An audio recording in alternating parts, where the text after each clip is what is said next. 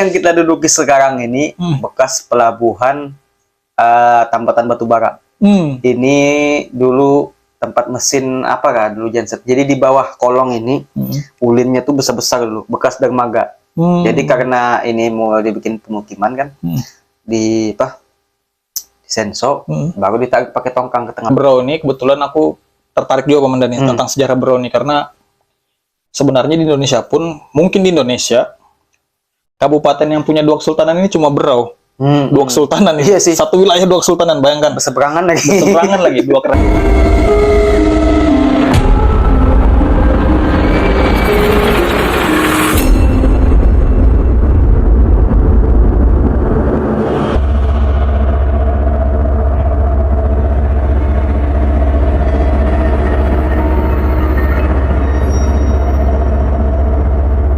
Ya, assalamualaikum kawan-kawan Pemandani.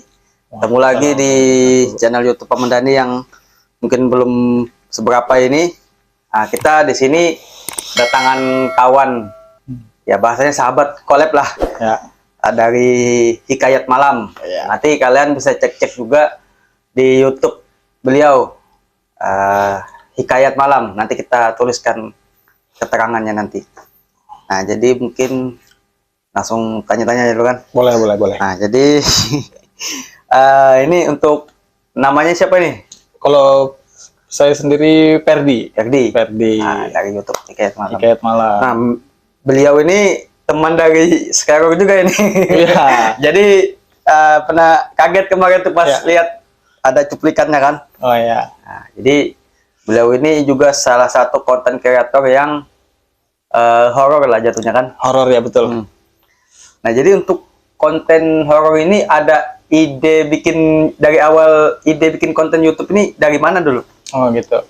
Jadi mungkin kita cerita agak panjang dikit ini Pak Ya, Mandani. boleh. Nah, jadi mungkin awalnya dulu itu teman-teman ada juga sempat di broadcast dulu sempat saya bahas. Jadi awalnya itu dulu kalau misteri ini memang senang lah, hobi gitu. Hobi Bahasanya lah. mungkin hobi senang. Jadi sempat ikut di salah satu TV swasta yang ada di Berau juga, ikut penelusuran lah, maksudnya di TV swasta tersebut, tapi waktu itu posisinya masih di belakang layar, di belakang layar. Jadi karena hobi kan Pak Mandani, senang nih jalan-jalan ke tempat-tempat yang mungkin kalau dibilang orang di Berau nih angker, diajak sama kru-kru TV tadi, ikutlah ke sana sini ikut. Terus lama-kelamaan beberapa tahun setelah acara itu berjalan, acara itu mungkin kami kurang tahu juga itu ada apa. Kami berhentilah dari sana, berhentilah dari acara TV tersebut, terus acaranya bungkus juga begitu kami keluar dari acara itu. Acaranya bungkus teman-teman, acaranya bungkus. Nah mulai situ masih sering nih sama teman-teman jalan-jalan ke tempat-tempat yang angker, mungkin malam-malam jalan. Bukan mencari apa-apa sih, maksudnya kayak senang aja gitu. Zaman dulu, namanya masih jiwa muda mungkin Pak Mandani kan. Jalan-jalan ini kemana-mana teman-teman. Terus ada salah satu teman yang nyeletuk waktu itu, kenapa ndak coba bikin video sendiri aja, garap sendiri, seperti yang kemarin dari TV tersebut, garap sendiri aja, terus upload di YouTube atau untuk kebutuhan pribadi aja. Betul juga ini kupikirin Kak Mandani, daripada kemarin aku ikut di tempat orang, maksudnya syuting, tapi kan untuk videonya untuk yang bersangkutan, kenapa ndak aku buat video sendiri untuk dokumentasi ke pribadi aja maksudnya. Mulai situ awalnya akhirnya bikin Hikayat Malam waktu itu, terus berjalan lah sampai sekarang seperti itu. Nah, ini untuk personel ini berapa orang itu kalau sekali syuting itu? Kalau sekarang sih memang awal-awal dulu kan aku awalnya sendiri nih, sering lah ajak-ajak teman. Terus makin kesini-sini kan aku sering nih ditonton, maksudnya ada sudah beberapa yang nonton lah dari teman-teman ini, akhirnya penasaran juga. Padahal kan aku sebenarnya kalau jalan itu udah cari apa-apa, dan kalau nonton kan udah cari apa, cuma menelusuri lah. Ada salah satu teman Iam, akhirnya Iam ini sering lah aku ajak dia jalan sama-sama. Jadi kalau kami jalan itu ya paling berdua, atau kalau misalnya Iam sibuk aku sendiri. Jadi sampai sekarang pun belum ada tim. Jadi mungkin kalau teman-teman mikir punya tim segala macam, ya sampai sekarang sih belum. Jadi biasanya kalau jalan, kalau ndak berdua ya sendiri. Jadi ya jalan aja maksudnya. Seperti itu. Nah, kalau untuk area ini, areanya area mana aja, atau adakah keluar kota sudah selain di sini dulu kan? Selain di Berau. Kalau untuk sekarang sih, memang kalau fokusnya konten menurutku ini Pamandan ini fokusnya di Berau, tempat-tempat angker di Berau lah yang dianggap angker atau mistis tadi. Coba saya datangi teman-teman, terus telusuri seperti apa kalau di malam hari. Tapi beberapa seiring berjalan waktu ini kadang ada juga sih, maksudnya ke luar-luar kota, tapi yang terdekat aja sih, kayak ke Tanjung Selor atau mungkin Samarinda. Ada beberapa lah maksudnya juga ke sana keluar kota. Penting begitu itu ada rasa takut juga misalkan. Kalau rasa takut pasti itu nggak bisa bohong, pasti teman-teman. Jadi namanya kita datangi tempat yang bilang orang angker, sering banyak gangguan, sering ada penampakan, terus datang ke sana malam. Kadang berdua aja sama Iam, kadang sendiri. Saya pribadi pernah juga sering lah, bukan pernah sih, sering ada beberapa video saya sendiri datang menelusuri ke bangunan-bangunan kosong, terus tempat-tempat angker tuh. Kalau perasaan takut pasti ada. Pasti ada lah. Pasti ada. Manusiawi kalau itu manusiawi. Cuman kayak apa itu mengantisipasinya tuh supaya kita mengelola ketakutan kita tuh gimana itu? Nah kalau ini sebenarnya mungkin dari pengalaman aja sih Pamandan nih. Makin sering mungkin menelusuri tempat-tempat kayak gitu, makin rasa was-was itu kurang sih sebenarnya. Pasti kalau awal pertama untuk masuk kadang ada aja ragu, masuk apa enggak nih. Cuma kadang kalau di pikiranku sudah jalan jauh, terus ngambilnya juga malam, jam 12 kadang, jam 12, jam 1, sudah sampai di lokasi, masa udah jadi masuk ini? Ya betul juga. Nah, jadi ya berusaha tetap tenang aja sebenarnya, berusaha tetap tenang, ya masuk aja. Ya, kayak gitu aja sih maksudnya cara melawannya. Ya paling enggak mungkin kalau awal ya berdoa lah. Berdoa juga pasti. Nah, ini kan YouTube mungkin kadang kalau aku pantau-pantau tuh ada juga kadang mengangkat sejarah Berau gitu nah. Iya, betul. Nah, untuk sejarah Berau tuh dari apa ke apa gitu nah. Misalkan dari yang terkecil dulu, misalkan sejarah makam misalkan. Nanti ke sejarah keraton gitu nah. Itu dari yang terkecil itu apa dulu tuh? Dari yang misalkan lingkaran makam dulu ada kayak yang bersejarah gitu, yang di area mungkin yang orang nggak tahu tapi kau sendiri yang tahu gitu nah. Gitu. Iya sih, kalau sejarah Berau ini kebetulan aku tertarik juga Pamandan tentang sejarah Berau ini, karena sebenarnya di Indonesia pun, mungkin di Indonesia kabupaten yang punya 2 kesultanan ini cuma Berau. 2 kesultanan ini. Iya sih. Satu wilayah 2 kesultanan, bayangkan. Berseberangan lagi. Berseberangan lagi, 2 kerajaan teman-teman. Jadi banyak ini sebenarnya yang belum digali dari 2 kesultanan ini, sejarahnya masih banyak lah yang belum banyak orang tahu, apalagi anak muda zaman sekarang kan. Jadi dari situlah tertarik, apa sih maksudnya kesultanan ini seperti apa dulunya, waktu masa jayanya seperti apa. Jadi tertarik juga mempelajari sejarah Berau nih, tentang makam-makamnya rajanya dulu di mana-mana juga. Sering jalan cari-cari informasi lah tentang itu. Terus kalau lebih banyak sih kadang itu cari tahu ke orang yang bersangkutan langsung, kayak zuriatnya lah, keturunannya. Biasanya kalau saya pribadi teman-teman langsung saya hubungi orangnya, terus bertanya aja sih. Tapi terakhirnya kadang nggak menutup kemungkinan, kadang Pak boleh nggak kalau sekalian saya konten ini nih. Biasanya kayak gitu. Tapi kebanyakan sih beliau silahkan aja. Jadi edukasi. Jadi sekalian ada dokumentasi lah tentang cerita itu, maksudnya biar nggak hilang, ada yang disampaikan gitu. Nah seperti itu. Kalau untuk sejarah misalkan kayak orang-orang yang tokoh di Berau ini, kayak misalkan Raja Keraton dari Gunung Tabur, Sambaliung, itu yang raja-raja apa aja yang pernah ditelusuri itu, misalkan kayak Raja Gunung Tabur siapa gitu namanya kan. Dia kan biasanya kan turun-turun kan tuh raja itu kan. Nah itu Raja Gunung Tabur itu yang pernah ditelusuri itu nama-namanya tuh siapa aja gitu. Nah, kalau dari silsilah mungkin tadi memang banyak sih, mereka itu kan turun-temurun kan Pamandan nih, agak banyak teman-teman dari silsilah itu. Tapi kalau untuk cerita sejarah lengkap biasanya aku langsung datang ke zuriat. Jadi beliau itu menjelaskan detail, kayak di Gunung Tabur kemarin sempat ketemu sama Pak Haji Suhaidi. Jadi beliau ini termasuk zuriat dari Keraton Gunung Tabur, Kesultanan Gunung Tabur. Jadi beliau ini hafal nih tentang sejarah Gunung Tabur. Jadi beliau menjelaskan detail itu Pamandan nih, tentang silsilah, terus seperti apa dulunya Kesultanan Gunung Tabur dan lain sebagainya. Nah, kalau untuk Sambaliung, Kesultanan Sambaliung, kebetulan aku kenal dengan Bapak Datu Hendra. Nah, jadi sering komunikasi sama beliau lah tentang masalah sejarah Kesultanan Sambaliung, lebih sering ke beliau. Tapi biasanya waktu ngonten ke keratonnya, kadang biasa langsung izin juga sama pemangku adatnya. Kayak kemarin sama Datu Amir. Nah, langsung kadang izin juga, boleh nggak kami masuk keraton. Tapi kalau kemarin berapa kali izin, beliau silahkan aja sih. Silahkan. Maksudnya beliau itu malah senang. Oh, ada anak muda yang mau ngangkat tentang sejarah ini. Iya, karena biasa, jarang sih kalau mau itu jarang sih, karena memang kalau di Teluk Bayur ini sejarahnya tuh memang banyak, cuma sedikit orang yang mau ngungkit gitu, mau ngangkat ya. Ya, yang mau ngangkat ke atas supaya orang tahu gitu kan. Nah, itu kalau misalkan adakah kayak angker-angkernya, kalau misalkan di keraton itu, misalkan kayak Gunung Tabur atau Sambalirung itu kan, di keraton itu pasti ada peninggalan-peninggalan yang mungkin yang tidak bisa tersentuh oleh kita kan, tersentuh fisik. Misalkan ini bentuknya, misalkan kayak ini gong, nggak boleh kita catuk-catuk sembarang gitu. Iya, betul. Memang ada gitulah. Ada. Kalau dari dua kesultanan ini teman, Gunung Tabur Sambalirung, memang ada beberapa barang pusaka mungkin sebutannya. Barang pusaka yang memang mungkin kalau dari Zuriat yang menjelaskan itu punya energi yang lebih lah dari benda yang normal biasanya. Biasanya itu kadang ya cukup dilihat. Jadi memang kita nggak bisa dipegang gitu lah. Ya, kadang kan kita ini, hati kita itu pengen megang. Betul, gitu. betul. Kadang kan penasaran kan, menarik gitu, nah dia tuh kayak ditariknya kita supaya megang gitu. Betul. Apalagi kayak barang-barang peninggalan zaman dulu kan. Maksudnya zaman sekarang kita nggak bisa temukan barang itu. Jadi penasaran, kadang mau pengen kayak contohnya gitu. Mandau aja. Ya. Contohnya mandau di Sarung.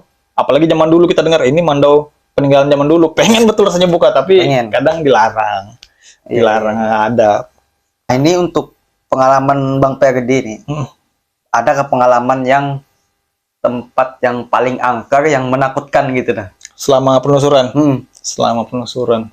Pasti ada komandan. Pasti ada. Jadi kalau saya pribadi teman-teman, yang paling angker itu mungkin tempat di Berau ini ada salah satu rumah. Jadi sudah tayang juga videonya.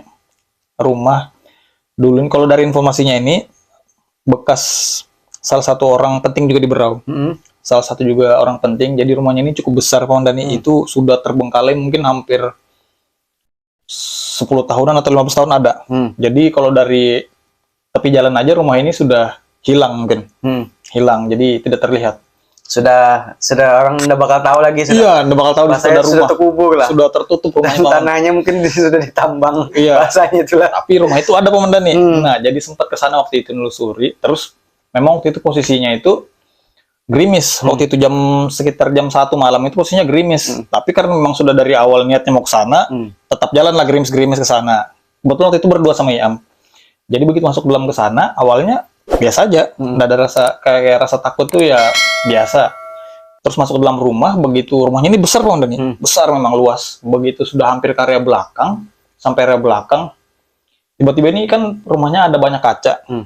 Kacanya ini getar semua. Tapi kalau dari saya pribadi tuh kurang tahu apakah itu memang angin, karena kan tadi di depan gerimis, angin atau apa. Tapi kaca itu yang anehnya bergetarnya itu di tempat kami, di ruangan mana kami diam. Kayak misalnya masuk ke dapur nih, ada jendela, getar. Terus kami pindah nih ke ruang tengah, di ruang TV, ruang keluarga, ada kaca kiri kanan, getar di jendelanya. Tapi waktu itu aku berdua sama ya mikirnya, mungkin angin ya karena mau hujan. Tapi sebenarnya dalam hati ini menolak. Di mulut aja angin, tapi dalam hati ini kayaknya ada sesuatu. Kok ini getarnya ngikut di mana kami berdiri waktu itu, getarnya muncul. Tapi alhamdulillah sampai selesai penelusuran, sampai kami telusur rumahnya, aman sih, tidak ada apa-apa. Cuma kalau menurutku angker, memang angker rumah itu. Itu area mana itu? Itu alamatnya atau apa? Areanya sama alamatnya lah. Kalau tempatnya itu di Jalan Protokol. Mungkin kalau sebutkan takutnya nanti banyak yang ngomong-ngomong ke sana, maksudnya nanti maksud takutnya aku nanti disangka orang, itu dari Hikayat Malam tuh rumahnya angker, padahal enggak, takutnya orang mikir gitu. Boleh. Jadi mungkin kode etik. Kode etik, maksudnya kalau tempatnya di tengah kota, yang jelas di tengah kota. Terus karena kan rumah bekas orang penting nih di tengah kota, tapi memang kalau dari tepi jalan agak tertutup, komandan, di rumah itu. Tapi ada sampai sekarang masih ada rumahnya. Masih ada. Tapi kalau dari teman-teman mungkin yang mau tahu mungkin tempatnya di mana atau yang mau ke sana, bisa langsung hubungi langsung aja, langsung. Betul, jadi langsung kasih tahu. Kalau di sini kayaknya jangan. Langsung masuki ke komentar Hikayat Malam. Komentar Hikayat Malam nanti bisa lah. Langsung. Iya, atau di Instagram DM nanti. Saya kasih tahu teman-teman di mana tempat. Instagramnya apa itu, boleh? Kalau Instagramnya Hikayat Malam_Berau. Siap. Nah, ini sedikit yang perlu ku kasih tahu, bukan perlu ku kasih tahu, pengen ku kasih tahu gitu. Tahukah kalau jembatan bom ini angker dulu? Yang kita tinggali, yang kita syuting sekarang ini. Kurang tahu ini. Kurang tahu. Ini yang kita duduki sekarang ini bekas pelabuhan tambatan batubara. Ini dulu tempat mesin apa kah dulu genset. Jadi di bawah kolong ini ulinnya tuh besar-besar dulu, bekas dermaga. Jadi karena ini mau dibikin pemukiman kan, di apa? Di senso, baru ditarik pakai tongkang ke tengah laut sana. Dibuang. Tinggi ini dulu anunya nih, pasaknya ke atas ini. Anunya pun besar dulu. Nah, dan yang di dekat tetangga itu dulu bekas eksekusi orang pribumi. Ada yang sekarang dibikin orang rumah itu dulu bekas penjara. Awal-awal dia bikin rumah tinggal tuh nggak bisa tidur. Di sini pun dulu awal-awal dibikin rumah tuh nggak bisa tidur, orang ketindisan terus. Berarti ini yang rumah yang kita tinggal ini angker ini kawan-kawan. Jadi kalau kalian mau tahu memang datangi, memang kalau anda percaya di bawah kolong ini ada ulin yang besar-besar bekas dermaga, boleh datangi, boleh dicek langsung ke bawah kolong. Kalau lewat air kelihatan mungkin? Iya, langsung lewat samping sini ya, belakang pasar ikan ini kelihatan besar gitu. Nah, jadi kawan-kawan ini tempat ini angker juga sebetulnya, cuman karena rumah ini dulu banyak, jadi sudah angker itu sudah hilang. Berkurang lah. Dulu kuyang sering terbangan ini, kadang hantu api itu kan, ada dulu sering. Anak-anak di sini yang dulu yang sekarang besar-besar ini pernah mengalami dulu. Hampir semua. Pernah ketemu. Berarti selain angker, bersejarah juga lokasinya. Juga rumahnya. Karena bekas Belanda itu. Stand Kolen. Bersejarah. Nah, ini untuk terakhir ada pertanyaan buat Bang Perdi lah. Adakah pernah apa itu bawa ke rumah gitu nah? Misalkan kita entah kayak itu rasa takut kah, atau bahasanya kayak ketempelan kah, atau apakah gitu nah, namanya barang halus yang udah kelihatan kan. Kalau kita syuting di satu tempat yang ada orangnya, pasti ada orangnya, biasanya ngikut itu. Nah, ini banyak juga nih dari teman-teman, kadang di luar dari Tiket Malam juga kadang bertanya sama saya teman-teman tentang kayak gini, maksudnya selama penelusuran tuh ada gangguan dah setelah syuting, atau ada yang ikut kah setelah syuting. Ini paling banyak ini. Kalau dari pribadi teman-teman, kalau 1-2 biasanya ada Komandan. Ada. Itu cuma dari sampean kah atau dari tim? Dari pribadi. Dari pribadi kadang kalau saya pribadi teman-teman itu biasanya kadang ada juga beberapa tempat yang memang angkernya luar biasa, itu kadang ada yang ikut. Kadang ada yang memang mengganggu, tapi ya kita kan maksudnya bukan istilahnya itu jalan kosong gitu Pak Mandani. Iya. Berarti memang dari Hikayat Malam ini memang sudah ada pagar dirinya kan, dari tim atau pribadi dan tim juga kan. Memang kalau itu ada sih, maksudnya kita selain berdoa juga sama yang di atas kan, maksudnya ada juga maksudnya ikhtiarnya ada juga teman-teman untuk membentengi itulah, karena kan kita yang pertama kita nggak bisa lihat mereka. Kalau misalnya takutnya Pak Mandani, bukan kita yang diganggu, keluarga yang diganggu. Betul. Nah, kadang kan kayak gitu. Kalau kita punya anak bini, kalau ada bini kita yang melihat anak kita. Nah, yang ditakutkan seperti itu teman-teman. Jadi kalau ditanya misalnya ada gangguan setelah syuting itu, biasanya ada 1-2 pasti ada teman-teman. Jadi kalau mungkin yang penasaran gangguannya seperti apa, mungkin langsung DM aja mungkin, biar kalau di sini kepanjangan nanti kalau jelaskan gangguan seperti apa. Kalau memang gangguan itu pasti ada sih, kayak contohnya tadi Pak Mandani bilang kan di RS ini orang tidur di rumah nih sering ketindisan, pernah juga dialami. Tapi kan nggak mungkin itu kadang saya ceritakan di video kan teman-teman. Jadi makanya semua apa yang dilakukan itu, apalagi misteri mungkin kan ke tempat-tempat angker, resiko pasti ada. Resiko besar. Pasti ada. Ada kayak yang misalkan tempat yang bikin kau jaga syuting di situ misalkan. Jerak. Misalnya kayak, wih takut betul kan, entah pengaruh apakah. Misalnya kan pengaruhnya banyak, entahkah mobil mati, bisa kan. Bisa. Ada kan misalkan, jadi ada kayak yang bikin kau jaga itu. Kalau untuk sekarang ini, mungkin kalau selama Hikayat Malam mungkin Pak Mandani ya, selama Hikayat Malam ada teman-teman 2 tahun ini, kalau tempat yang mungkin bikin saya jera itu kayaknya kalau untuk sekarang belum. Masih alhamdulillah sampai sekarang masih aman sih. Berarti mentalnya masih stabil gitu lah. Belum ada drop gitu lah. Belum. Alhamdulillah belum teman-teman. Nah, jadi ini adakah pesan-pesan untuk sebelum kita closing, ini adakah pesan-pesan untuk YouTuber kan?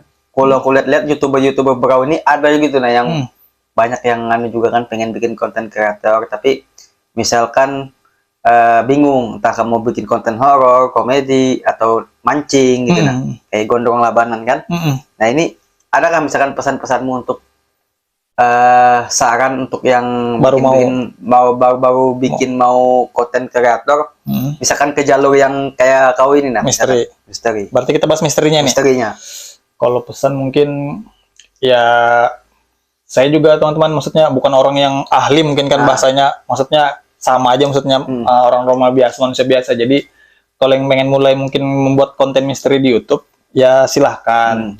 Mungkin pasti dari teman-teman juga pasti kalau bisa ada bekal lah, maksudnya jangan asal jalan, karena resiko atau dampak setelah dari tempat tersebut itu pasti ada teman-teman. Jadi selalu waspada aja, maksudnya kalau untuk bikin konten misteri silahkan, tapi resiko itu jangan dilupakan itu, karena pasti ada setelahnya, itu pasti ada. Jadi itu yang lebih dijaga lah, maksudnya kalau untuk teman-teman mungkin masih muda kuat, takutnya kan keluarga yang tadi anak istri kata Pemendani tadi itu yang kita jaga. Maksudnya kalau mau jalan untuk konten misteri silahkan, kalau untuk maksudnya seperti khususnya Brau dulu, masih banyak nih tempat angker atau misteri yang dianggap kita datangi juga, yang datangi banyak sekali teman-teman. Jadi silahkan aja, yang penting jaga diri, hati-hati, waspada, berdoa, seperti itu aja mungkin pesannya. Nah, jadi itu pesan dari Bang Ferdi dari Hikayat Malam.